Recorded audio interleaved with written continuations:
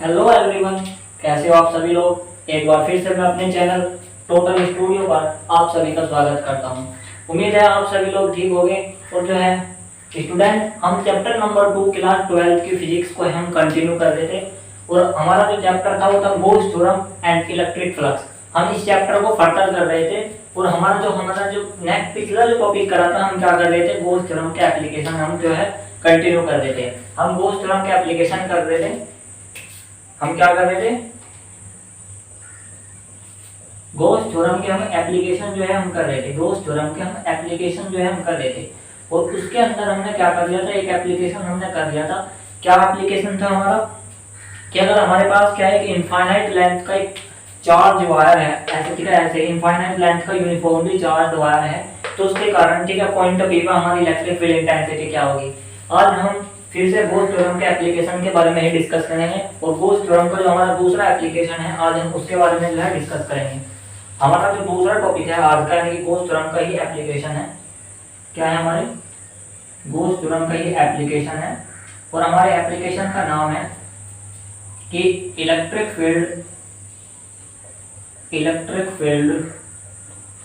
ठीक है, electric field intensity, ठीक है, electric field intensity near a infinite plane charge non conducting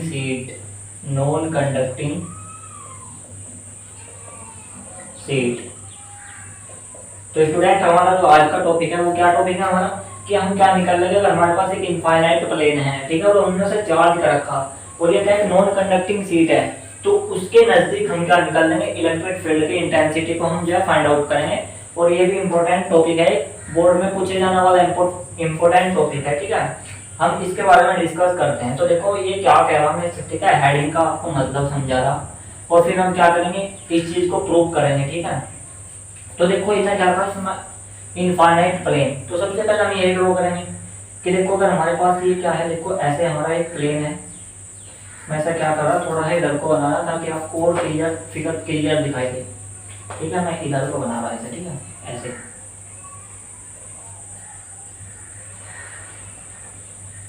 तो देखो हमारे पास क्या है कि इनफाइनाइट प्लेन है, मतलब ये ऐसे इनफाइनाइट तक ऐसे इनफाइनाइट तक है। ये तो मैंने क्या करा, पिक्चर को ड्रॉ करने के लिए आपको, ठीक है, मतलब इसे फाइनाइट करना पड़ा। वैसे इनफाइनाइट हो सकती है, ठीक है। वैसे मैं आपको इसकी कंडीशन भी बताऊंगा कि ये फाइनाइट मतलब इसके डायमेंशन के अकॉर्डिंग, ठीक है, ये बात करती है कि अगर हम कोई पॉइंट चार्ज लें तो उसकी डायमेंशन इसके रिलेटिव इसकी डायमेंशन बहुत बड़ी है, इसलिए हम इसे फाइनाइट मानते हैं। वैसे क्या है, ये फाइनाइट है, ठीक है, ऐसे। और ये क्या है, चार्ज है, ऐसे। ये क्या है, हमारे पास एक नॉन कंडक्टिंग सीट है जो नॉन यूनिफॉर्मली चार्ज है। तो लेट कर ले कि हमारा क्या है, पॉजिटिवली चार्ज है, ऐसे। क्या है, पॉजिटिवली चार्ज है, मतलब प्लस आवेश जो है इस पे क्या है, एक समान रूप से वितरित है, ठीक है। प्लस आवेश इस पे क्या है, एक समान रूप से वितरित है। और हमें क्या है, देखो इससे क्या है, देखो इससे जो हमारा युग, ठीक है, इस पे कोई पॉइंट है, इससे r डिस्टेंस की दूरी पे, इससे r डिस्टेंस की दूरी पे एक पॉइंट P है, जहां हमें क्या निकालनी, इलेक्ट्रिक फील्ड की इंटेंसिटी हमें फाइंड आउट करनी इस पॉइंट P पे, जो इस प्लेन शीट से क्या है, r डिस्टेंस की दूरी पे है। और जो हमेशा मान सके कि इससे बहुत नजदीक है ये पॉइंट, क्या है, इससे बहुत नजदीक पॉइंट है। तो अब हमने क्या करा, देखो ये पॉइंट P है। अब हमने क्या करा, P के ही सिमेट्रिक जितने डिस्टेंस पे ये पॉइंट है, इतने ही डिस्टेंस पर हमने इसके बैकवर्ड एक और दूसरा पॉइंट लिया P डैश। ये भी r डिस्टेंस की दूरी पे ही है, ये भी क्या है, इससे r डिस्टेंस की दूरी पे है। हमने क्या करा, एक P के सिमेट्रिक एक दूसरा पॉइंट लिया हमने P डैश, ठीक है, जो u भी इस r डिस्टेंस की दूरी पे है, और यहाँ से u भी r डिस्टेंस की दूरी पे है। ये पॉइंट आप और ऐड कर सको, ठीक है। अब हमने क्या करा, एक गॉसियन सरफेस हम क्या करेंगे, ड्रॉ करेंगे। तो मैंने आपको गॉसियन सरफेस क्या बताता है, एक इमेजिनरी सरफेस होता है, या क्या हमारी एक प्लेन शीट है। तो हम क्या करेंगे, इसमें एक ऐसे गॉसियन सरफेस ड्रॉ करेंगे। देखो एक ऐसे हमने क्या करा, इसमें ऐसे सिलेंड्रिकल गॉसियन सरफेस, ठीक है, ऐसे हमने क्या करा, एक सिलेंड्रिकल गॉसियन सरफेस हमने ड्रॉ करा, ठीक है। हमने क्या करा, एक ऐसे सिलेंड्रिकल गॉसियन सरफेस ऐसे ड्रॉ करा, ठीक है। और ये रेडियस मैं आपको यहाँ दर्शा रहा, ठीक है। ये चार्ज है, मतलब इस चार्ज को मैं यहाँ से हटा रहा, ठीक है। आपको एक तो पता लग गया होगा। देखो ये डिस्टेंस कितनी है हमारी, r है। अब देखो ये जो यू हमारे जो सिलेंड्रिकल सरफेस है, यू इस प्लेन शीट के क्या है, r पार है। मतलब देखो मैं एग्जांपल दिखा रहा कि देखो जैसे हमारी, ठीक है, या शीट है, प्लेन शीट है या ऐसे, तो देखो जो हमारा गॉसियन सिलेंडर है, ये क्या है, इसके ऐसे, ठीक है, क्या कर रहा है, इसे पार कर रहा है ऐसे, इसके अंदर है, इधर भी इतना ही है, इधर भी इतना ही, और इसका पॉइंट P है हमारा यहाँ। इस पॉइंट P पर हमें क्या निकालनी, ऐसे, ठीक है, इसका पॉइंट P पर हमें क्या निकालनी, इलेक्ट्रिक फील्ड इंटेंसिटी हमें फाइंड आउट करनी। अब देखो इसका जो एरिया है, इसका एरिया, ठीक है, प्रत्येक पॉइंट पर जो इसका एरिया है वो क्या है, सेम है। हर जगह इसका जो एरिया है वो क्या है, अब सेम है। अब इस प्लस चार्ज के कारण, मैंने पिछले वीडियो में बताया था जब हम क्या कर रहे थे, एक वायर, इनफाइनाइट लेंथ के वायर के कारण इलेक्ट्रिक फील्ड इंटेंसिटी निकाल रहे थे, तो इस प्लस चार्ज के कारण हमारी जो इलेक्ट्रिक फील्ड इंटेंसिटी होगी, ठीक है, इस प्लस चार्ज के कारण हमारी जो इलेक्ट्रिक फील्ड इंटेंसिटी होगी वो बाहर की ओर होगी। और ठीक है, जो हमारा जो प्लेन का जो पैरेलल एंड है, ठीक है, जो इसका क्या है हमारा, देखो पैरेलल एंड है, ठीक है, इस प्लेन का जो लास्ट एंड है, प्लेन एंड है, इसके क्या होगी, इसके तो पैरेलल होगी हमारी इलेक्ट्रिक फील्ड इंटेंसिटी, इसके तो क्या होगी, परपेंडिकुलर होगी, सॉरी, इसके परपेंडिकुलर। और जो हमारा कर्व्ड सरफेस एरिया है इतना, जो हमारा क्या है, कर्व्ड सरफेस एरिया है, इसके पैरेलल होगी, ठीक है। मतलब देखो जो फील्ड है इससे बाहर की ओर होगी, ऐसे, इससे बाहर की ओर, तो जैसे हमारा प्लेन है तो इससे ऐसे बाहर की ओर होगी। तो देखो जो हमारा गॉसियन सरफेस है, इसके तो परपेंडिकुलर हुई, और इसके क्या हुई, जो हमारे कर्व्ड सरफेस एरिया है, इसके पैरेलल हुई हमारी इलेक्ट्रिक फील्ड इंटेंसिटी। अगर मैं देखो जो हमारा जो एंड है, प्लेन एंड है, इस पर अगर मैं क्या करूँ, इसके डायरेक्शन की बात करूँ, तो हम इस पर क्या लेंगे, एक एरिया वेक्टर लेंगे। डी ए क्या है हमारा, एक एरिया वेक्टर है, जो भी क्या है, जो भी इसके ई के ही हमारे पैरेलल है, जो ई के ही क्या है हमारे पैरेलल है, यानी कि इनके बीच का जो एंगल है वो कितना है, 0 है। अब इसके कारण देखो यू होगा। अब हमें क्या निकालना है, इलेक्ट्रिक फील्ड इंटेंसिटी हम क्या करेंगे, इसके कारण हम फाइंड आउट करेंगे। तो देखो इसमें मैं आपको एक टर्म बता रहा, सरफेस चार्ज डेंसिटी। जैसे हमने पिछले टॉपिक में पढ़ी लीनियर चार्ज डेंसिटी, वैसे ही मैं बता रहा आपको कि सरफेस चार्ज डेंसिटी क्या होती है। क्या है हमारा टॉपिक, सरफेस चार्ज डेंसिटी, कि सरफेस चार्ज डेंसिटी क्या होती है, मतलब पृष्ठ आवेश घनत्व क्या होता है, ठीक है, पृष्ठ आवेश घनत्व क्या होता है। और पिछले टॉपिक में हमने पढ़ा था लीनियर चार्ज डेंसिटी यानी कि रेखीय आवेश घनत्व, लेकिन हम यहाँ बात करेंगे कि सरफेस चार्ज डेंसिटी क्या होती है।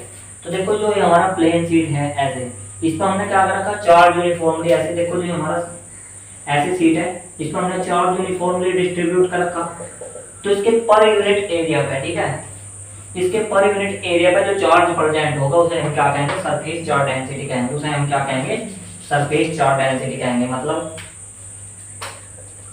Charge per unit length, charge per unit length is called surface charge density, surface charge density. तो उसे हम क्या कहेंगे, सरफेस चार्ज डेंसिटी कहेंगे। सरफेस चार्ज डेंसिटी का मेरे भाई जो सिंबल होता है वो होता है सिग्मा। इसे हम क्या कहते हैं, सिग्मा। सिग्मा से हम इसे रिप्रेजेंट करते हैं। तो देखो जो हमारा सिग्मा होगा वो कितना होगा हमारा, क्यू अपॉन के ए, मतलब coulomb per metre square. Area की डायमेंशन देखो यूनिट क्या हो गया हमारा, मीटर का स्क्वायर, मीटर स्क्वायर। अब सिग्मा से हम इसे रिप्रेजेंट करते हैं सरफेस चार्ज डेंसिटी को। स्टूडेंट आप एक बार क्या करें, इस सभी को एक बार आप नोट कर ले, ताकि मैं आपको प्रॉपर और आगे, ठीक है, समझा सकूं। आप इसे नोट कर लो एक बार, मैं सर रफ कर रहा हूँ, फिर आपने नोट कर लिया होगा। तो मैंने सरफेस चार्ज डेंसिटी बताया क्या होती है, कि जो पर यूनिट एरिया पे जो हमारा चार्ज होता है उसे हम क्या कहते हैं, सरफेस चार्ज डेंसिटी कहते हैं। अब देखो हमारे दो सरफेस है, एक तो यू सरफेस है जो इस शीट के क्या है मेरे भाई, इस शीट के पैरेलल है। देखो ऐसे इस शीट के तो पैरेलल होगा ना, जो इसका देखो जो एंड होगा इस शीट के पैरेलल है, और एक क्या है मेरे भाई, यू सरफेस है। तो देखो इस पे एरिया वेक्टर हमारा क्या है, इस पर परपेंडिकुलर है। तो इस सरफेस पर अगर मैं एरिया वेक्टर देखूं, जो हमारा कर्व्ड सरफेस एरिया है, ये कर्व्ड सरफेस एरिया है, इस पर अगर मैं एरिया वेक्टर की बात करूं तो देखो ऐसे बाहर की ओर होगा, यानी कि इस पर परपेंडिकुलर होगा। और हमारा इलेक्ट्रिक फील्ड इंटेंसिटी तो ऐसे ही है। तो देखो इनके बीच में एंगल कितना है, 90 डिग्री है। तो देखो लेट कर जाए, एक सरफेस तो हमारा यू है, और दूसरा सरफेस हमारा यू है, और एक हमारा तीसरा सरफेस यू ही है। तो तीनों सरफेस का अगर मैं देखूं फ्लक्स हमारा कितना पासिस्टर हो रहा है, तीनों सरफेस के कारण मैं क्या देखूंगा कि हमारा कितना फ्लक्स पासिस्टर हो रहा है। तो देखो अगर मैं नेट फ्लक्स की बात करूँ वो कितना होगा हमारा, φ1 प्लस के φ2 प्लस के φ3। अब देखो φ1 कितना होगा हमारा, वेक्टर ई डॉट डी मैंने बताया था हम क्या करते हैं जब हम फ्लक्स निकालते हैं इलेक्ट्रिक फील्ड और एरिया वेक्टर का हम स्केलर प्रोडक्ट करते हैं, plus vector E dot D A plus vector E dot D A. अब देखो अगर मैं जब इसका क्या करूंगा डॉट प्रोडक्ट हटाऊंगा तो हमारा कितना होगा E D A cos theta जमा E D A cos theta और ठीक है E D A cos theta, E D A cos theta ये हमारा डी फाई ई है, कितना है हमारा डी फाई, यानी कि स्मॉल थीटा हम इनके कारण निकाल रहे हैं अभी, ठीक है डी फाई। अब देखो इसका बीच का जो एंगल है वो तो 90 डिग्री है, बस देखो स्मॉल एरिया डिवाइड, ठीक है ये मैं इधर यहाँ ठीक है ऐसा रफ करके मैं इधर लिख रहा है E D A cos theta.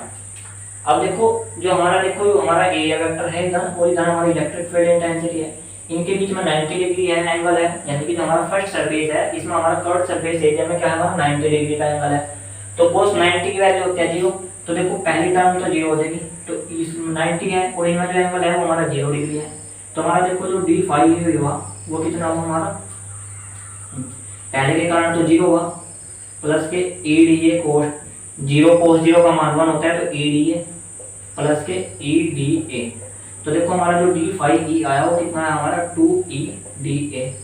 अगर मैं इसका इंटीग्रेशन कर दूं तो हमारा पूरा फ्लक्स आ जाएगा कि हमारा टोटल फ्लक्स कितना हुआ, तो हमारा देखो जो फाई ई आया वो कितना है हमारा ई ए के 2 ई ए के इक्वल है। इसे हम इक्वेशन क्या मान दे, इसे इक्वेशन फर्स्ट मान दे, इसे हम क्या मान दे इक्वेशन फर्स्ट मान दे। तो ये तो हमने कैलकुलेट करना कि हमारा कितना फ्लक्स होगा।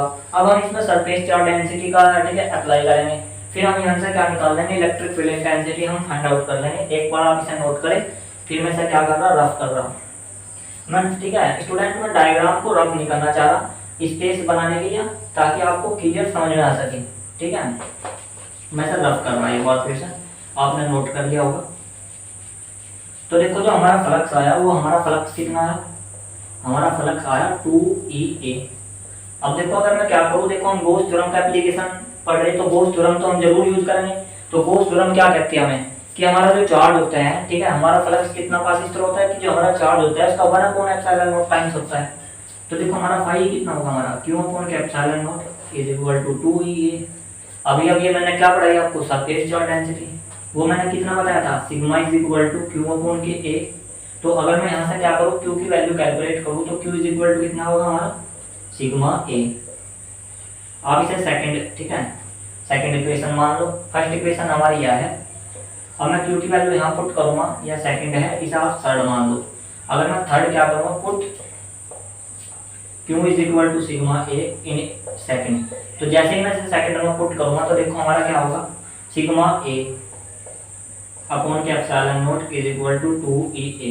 ए से ही कट जाएगा हमारा, और जो हमारा इलेक्ट्रिक फील्ड इंटेंसिटी होगी वो कितना होगी हमारी सिग्मा अपॉन के 2ε0, कितनी आई हमारी सिग्मा अपॉन के 2ε0। तो गाइस ये क्या थी हमारी इनफाइनाइट प्लेन के कारण, ठीक है इनफाइनाइट प्लेन के कारण उसके नजदीक अगर हमारा एक कोई पॉइंट है तो उस पर हमारी इलेक्ट्रिक फील्ड इंटेंसिटी थी कितनी आई सिग्मा अपॉन के 2ε0। ये मैंने वैल्यू कैलकुलेट कर दी। तो देखो स्टूडेंट्स आपने इसमें एक चीज ऑब्जर्व करी होगी कि हमारा जो फॉर्मूला आया इसमें हमारा रेडियस का कोई काम नहीं है, हमारा रेडियस का तो कोई रिलेशन ही नहीं आया, हमारा क्या है रेडियस का तो कोई रिलेशन नहीं आया। तो मैं अभी बता रहा एक बार फिर इसे नोट करो आप, मैं इसे रफ कर रहा हूँ एक बार फिर से प्लीज इसे रफ कर लो, ठीक है नोट कर लो, मैं इसे रफ कर रहा हूँ।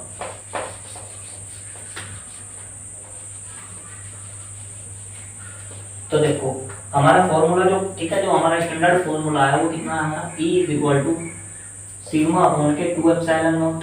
ये हमारा क्या इलेक्ट्रिक फील्ड इंटेंसिटी है। तो आपने देखा होगा इसमें हमारा रेडियस का कोई भी मैटर नहीं है, ठीक है रेडियस कोई मैटर नहीं कर रही।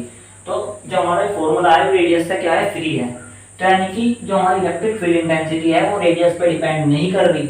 मतलब अगर हमारी यहाँ सीट है, देखो अगर हमारी देखो यहाँ ऐसी सीट है तो इसके नजदीक जो हमारे पॉइंट होंगे, ये एक पॉइंट यहाँ होगा, एक यहाँ होगा, एक यहाँ होगा, तो सब पे जो इलेक्ट्रिक फील्ड का मैग्नीट्यूड होगा, मतलब एक पॉइंट ही देखो एक पॉइंट हमारा यहाँ है, एक पॉइंट यहाँ है, एक पॉइंट यहाँ है, तो सब पे इलेक्ट्रिक फील्ड का मैग्नीट्यूड क्या होगा सेम होगा सब पे, क्योंकि हम देखो रेडियस तो हमारा फॉर्मूला मैटर नहीं कर रहा, तो हमारी इलेक्ट्रिक फील्ड का मैग्नीट्यूड क्या होगा सेम होगा। यही बात इंपॉर्टेंट बात है आपको नोट करनी।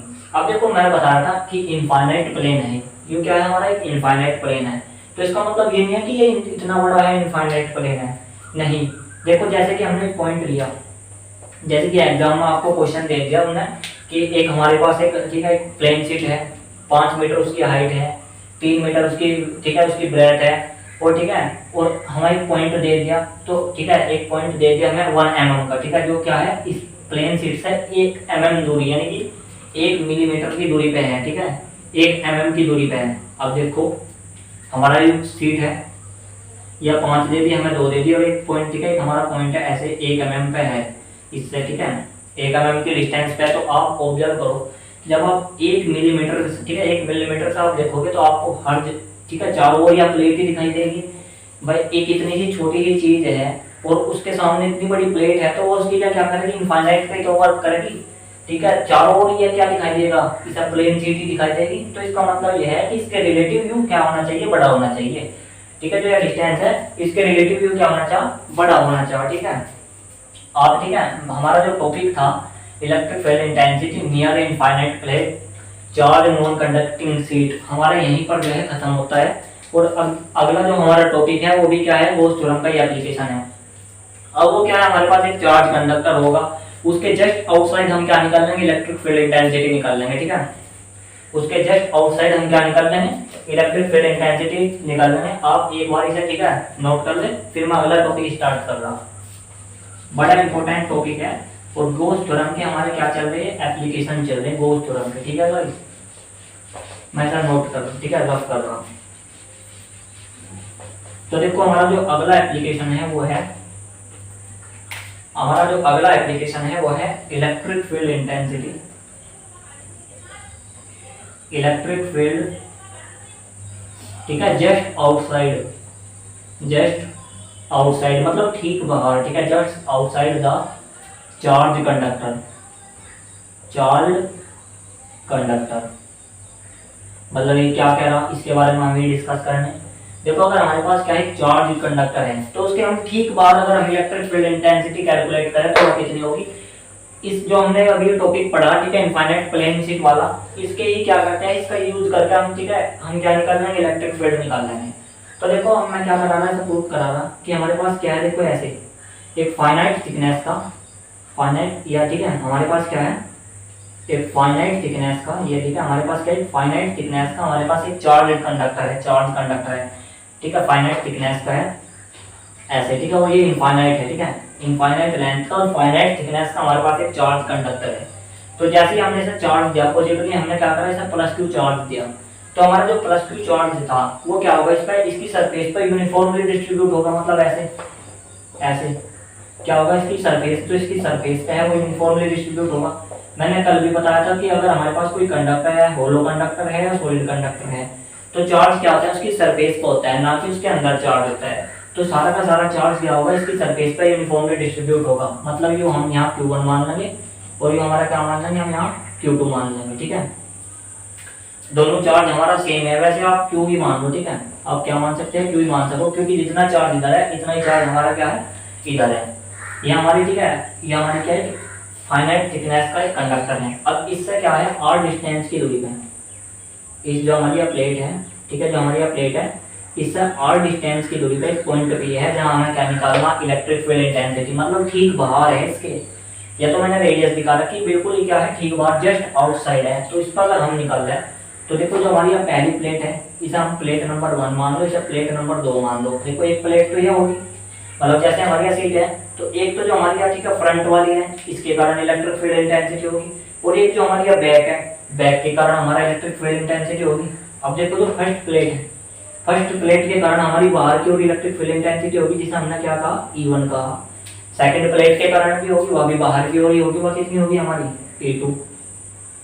अब देखो अभी अभी अभी अभी मैंने क्या पढ़ाया आपको, एक फाइनाइट ठीक है फाइनाइट प्लेन की अगर हमारे पास एक ठीक है सीट है तो उसके कारण इलेक्ट्रिक फील्ड इंटेंसिटी अभी अभी मैंने जस्ट अभी कैलकुलेट करी, तो वह कितनी होती है, वह होती है हमारी सिग्मा अपॉन के एप्सिलॉन ठीक है 2 एप्सिलॉन नॉट। तो देखो हमारी जो E1 की वैल्यू है वह कितनी होगी हमारी सिग्मा अपॉन के 2 एप्सिलॉन नॉट, अभी अभी कैलकुलेट करी तो E1 के कारण भी इतनी होगी, और जो हमारा E2 है उसके कारण भी इतनी होगी सिग्मा अपॉन के 2 एप्सिलॉन नॉट।